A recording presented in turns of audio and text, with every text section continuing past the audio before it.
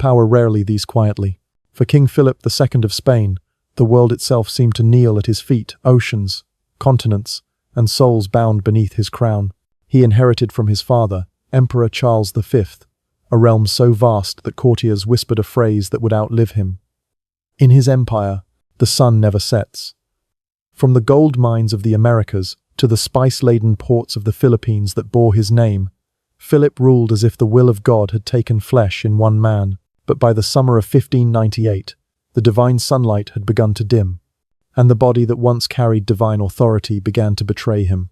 Within the grey stone walls of El Escorial, that massive fortress of faith and geometry which Philip himself had built, silence ruled. The palace was part monastery, part royal residence, and part mausoleum. It had been designed to remind all who entered that earthly splendor and divine judgment were inseparable. Now, it would serve as the setting of his own living judgment. The man who once signed decrees that decided the fates of empires would soon struggle to move a single finger. In his 71st year, Philip was an old man by the standards of his age. His face was drawn and colorless, his beard heavy and streaked with white, his eyes shadowed with the gravity of both power and pain. For decades, he had been consumed by labor reviewing reports from Madrid to Mexico, letters from the Netherlands, naval orders from Manila. He had been the tireless administrator of Christendom, the hammer of heretics, the ruler who had sent the Great Armada to humble England in the name of God. But years of devotion to power had exacted their toll. Since his 30s, he had suffered from an agonizing enemy. Gout, the disease of kings, born of indulgence, age, and stress. His fingers twisted into gnarled hooks, his knees swelled and burned like fire beneath the skin. At first he endured the pain with royal dignity, still signing documents, still holding council. Yet by the early 1590s, the attacks had grown unbearable. He could scarcely hold a quill, could no longer walk the echoing corridors of his palace. The most powerful man in the world was being slowly anchored to his chair. The irony was cruel. The king who governed a globe could not command his own joints. His courtiers whispered that the affliction was punishment for his sins, perhaps for the countless deaths caused by the Inquisition, perhaps for the massacre of heretics and rebels in the Low Countries. But Philip did not see it as punishment. He saw it as purification, a divine test of endurance. Every pang of pain, he believed, was a spark of redemption. He refused to relinquish his duties. Even as his body betrayed him, he continued to review every petition, every edict, every ambassador's dispatch.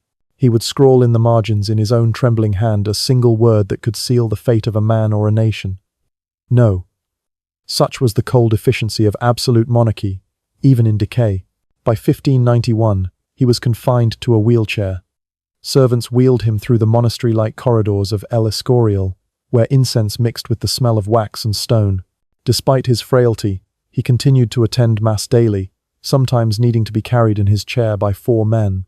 His devotion remained unbroken, his face stern and motionless as the priest's Latin filled the vaulted hall. But within, he knew that time had begun its siege. The first true cracks appeared in the spring of 1598. Fevers began to visit him like unwelcome ghosts, at first mild, then unrelenting. Physicians prescribed the usual remedies of the age: bloodletting, purges, leeches. They placed poultices on his swollen limbs, burned herbs in his chamber, whispered prayers to street Lazarus. Nothing eased his torment. The swelling spread from his hands to his knees, from his knees to his chest. His flesh turned red, hot and tender to the touch. Each joint became a crucible of agony. Then, in June, the fevers intensified. Abscesses began to bloom on his right hand and knee, at first small, then large enough to rupture and drain foul-smelling pus. The physicians lanced them, cleaned them, and prayed. But as soon as one wound closed, 2 more would open. The royal body had become a battlefield, unseen armies of infection, advancing without mercy. El Escorial became a prison. The summer sun beat against its granite walls, turning the palace into a furnace. Courtiers tiptoed through the corridors, whispering of the king's decline. The air was heavy with heat, incense, and dread. Outside, the Spanish Empire continued its wars. Inside, the king of that empire lay sweating, delirious, his breath rasping like wind through broken reeds. The bedchamber was dimly lit by candles, and by the occasional shaft of sunlight piercing through the narrow window slits. Attendants came and went silently, carrying bowls of water, fresh linens, and vials of medicine that did nothing. Philip's hands trembled. He could no longer lift the crucifix that had always rested beside him. He ordered his son, the young Prince Philip, to handle the affairs of state in his name. But even then, he demanded to see every paper before it left the palace. Control was the last illusion he would not surrender. Despite the relentless pain, his mind remained sharp. He spoke of God's will, of duty, of the fleeting nature of glory. At times, his confessor heard him murmur, "Let me suffer, Lord, for my sins are heavier than this body." The priests who stood vigil at his bedside wrote later that the king's faith was as unyielding as his suffering. But even faith cannot silence the flesh forever. As July began, the abscesses multiplied. The infection spread through his blood.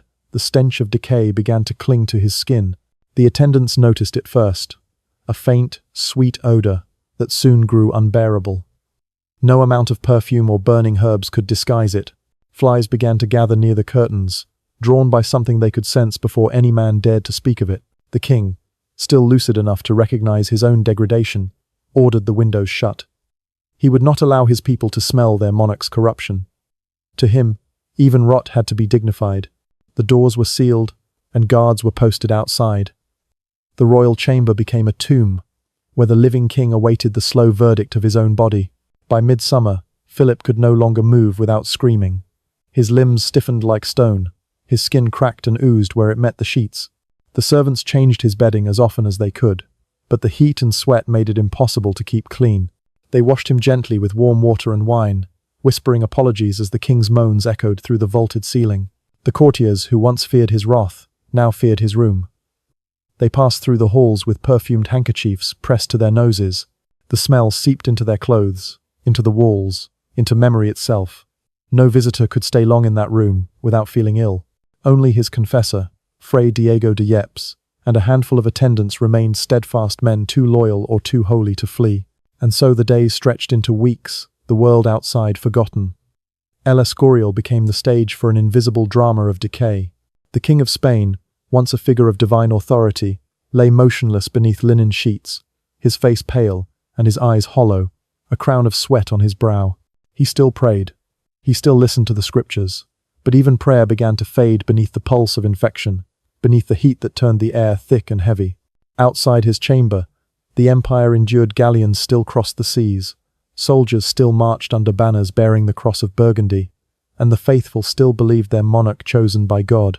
But inside those stone walls, that divine right was being stripped away, one nerve, one cell, one breath at a time. The king's body had begun its rebellion, and before long, the rebellion would devour him whole. The silence of El Escorial was deceptive. Behind the carved doors of the royal chamber, Spain's sovereign was dissolving by degrees into living corruption. It began quietly, a rash of small sores that refused to heal. But by August, those sores had become cities of infection, colonies of pain spreading across the royal flesh. The palace, built as a monument to divine order, was now home to chaos. The attendants could no longer disguise the truth. Their king was rotting alive. The air in the chamber thickened with humidity and the smell of decay. Even the strongest perfumes, amber, myrrh, musk, could not drown it. The tapestries hung limp in the heat, their golden threads dimmed by smoke and sweat. Candles melted too quickly. Flies gathered on the wax like mourners at a wake. Every breath drawn in that room was tainted with something sweet and unbearable, the odor of dying flesh. Philip's abscesses multiplied until his entire right leg was swollen and purple. The physicians, ignorant of germs or hygiene, opened the wounds again and again, hoping to release the poison. They bled him with knives, drained his strength, and applied poultices of herbs, vinegar, and powdered pearls. Nothing helped.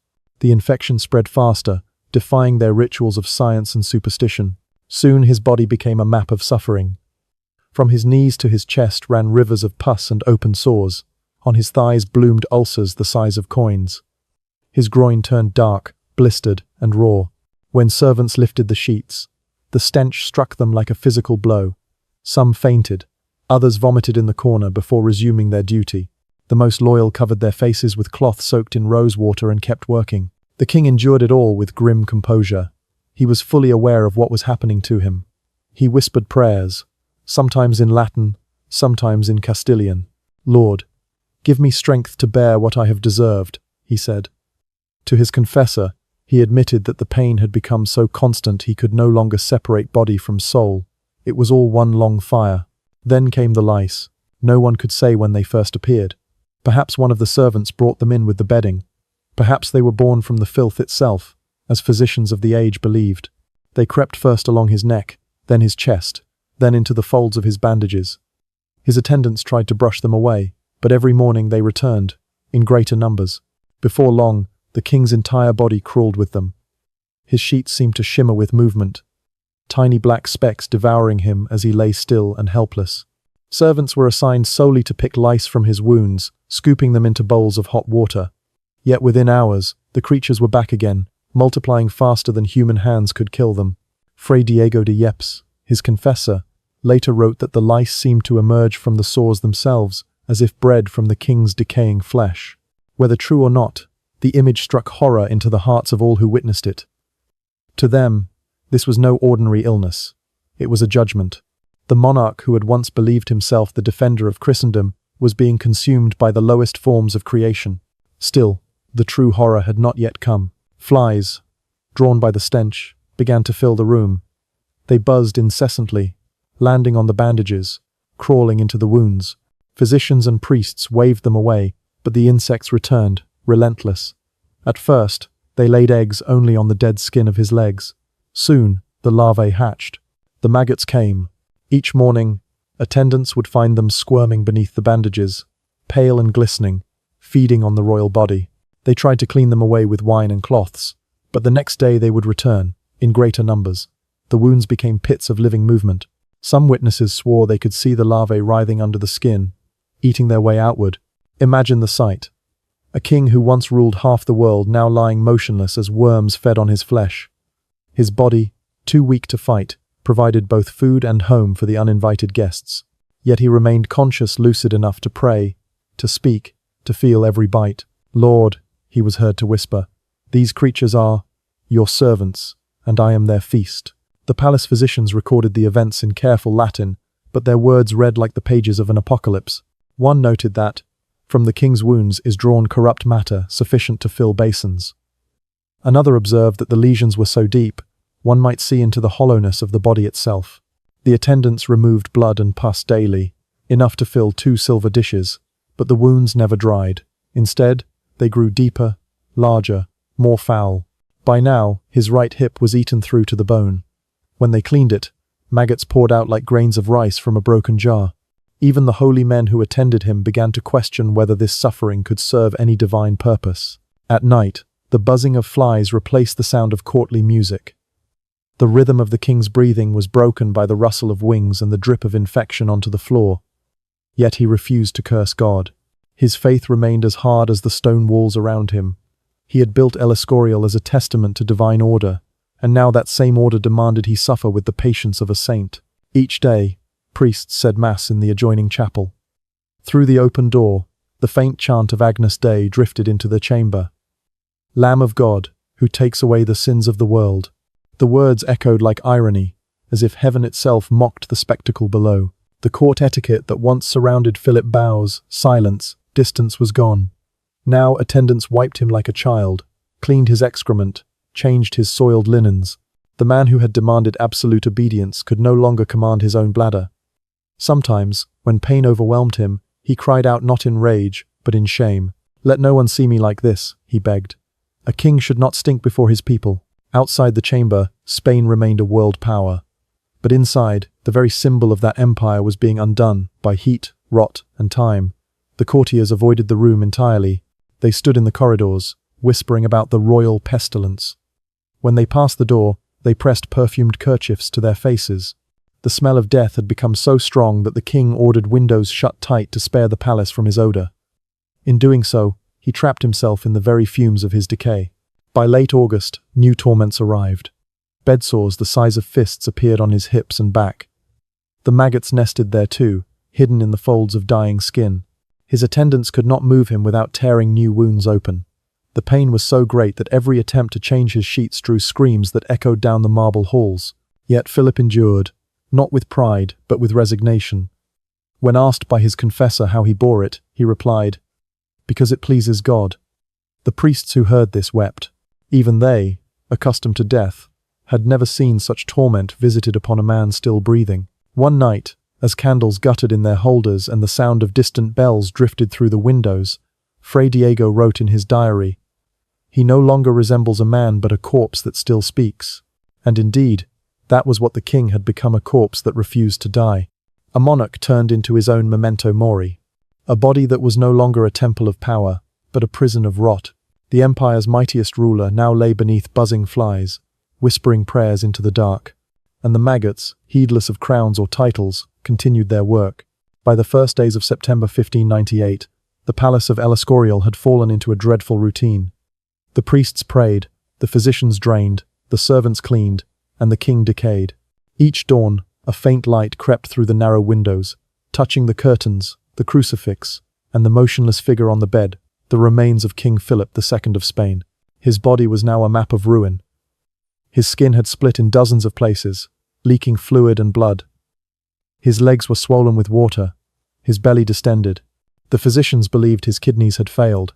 His body was drowning from within. His breath came short, shallow, each exhale carrying the foulness of corruption. Still, the king clung to life with the same stubbornness with which he had ruled an empire. Each day brought new humiliations. The ulcers now reached so deep that one could glimpse bone through the openings. The attendants removed pus and dead flesh by the handful, their eyes watering from the smell. The flies never left. They buzzed around the wounds, around his mouth and nose, sometimes crawling inside. The priests covered him with sheets of gauze, but the insects found their way beneath. To his confessor, Fray Diego de Yepes, Philip whispered, "Do not drive them away, Father. They are God's small creatures. Let them do their work." His faith had become resignation, his piety, a refuge against madness. When he could still speak clearly, he asked to see his heir. The young Prince Philip the future, Philip III, entered the chamber hesitantly. He had been kept from witnessing the worst of his father's decline, but now duty required his presence. The prince recoiled at the sight. Before him lay not a king, but a corpse that breathed bloated, darkened, and crawling with life. The smell struck him like a blow. He turned away, tears in his eyes. His father saw it. "Do not weep," the dying king murmured. "This is the crown's last lesson. Power ends here." He gestured weakly toward his own body, the empire's most grotesque metaphor. "I have been treated like an old dog," he whispered. "Remember this when you wear the crown." Outside, the bells of El Escorial tolled for mass, their slow chime echoing through the empty courtyards. Inside, the monarch who had once been called the most Catholic king drifted in and out of consciousness. His mind remained sharp enough to dictate final orders. Alms to be given to the poor, debts to be paid, and above all, prayers for his soul. But even prayer could not save the flesh. The summer heat had grown unbearable. The stone walls trapped warmth like an oven. The air hung heavy with disease. Candles flickered against the walls, their smoke mixing with incense in a futile attempt to purify the air. The chamber had become a chapel of decay, a place where the living and the dead met each night to trade whispers.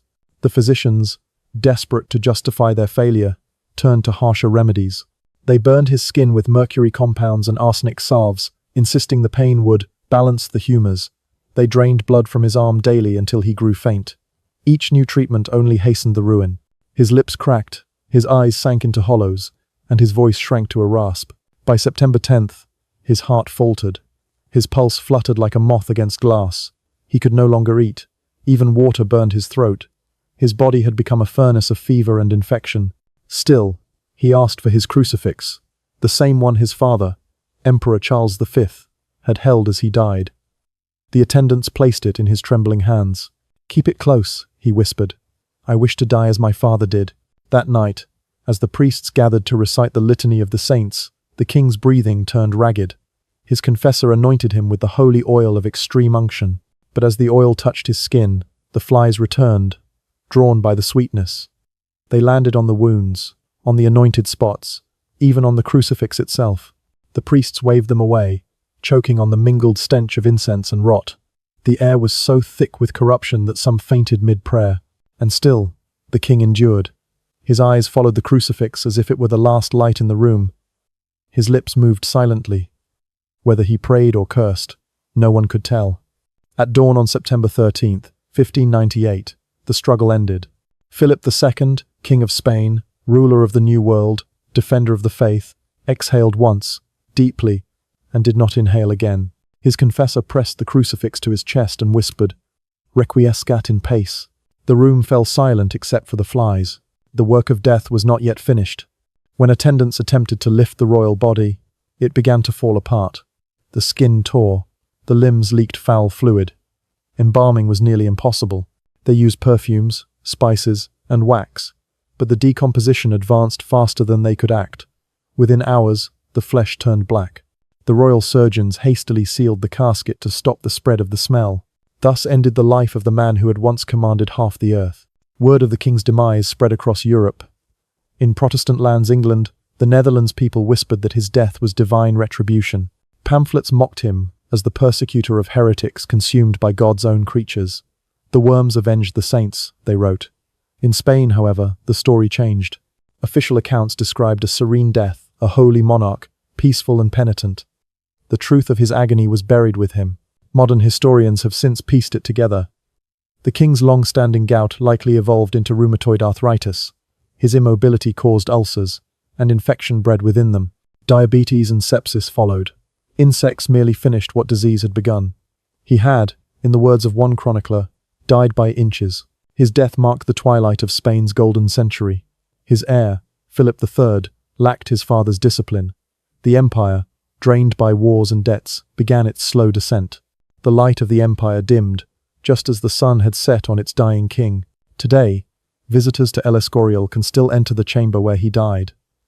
The guides speak softly of faith, of devotion, of legacy.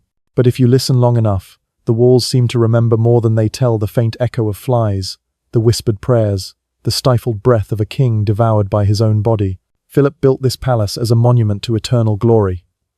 In the end, it became his tomb. There is a cruel poetry in that a man who ruled the world could not command his own flesh, that the empire which claimed the sun never set was extinguished by decay and silence. And perhaps that is the truest legacy of Philip II. That power is never eternal, that faith cannot bargain with the laws of nature, and that even a king who ruled half the world must one day bow to the smallest of God's creations, the worm,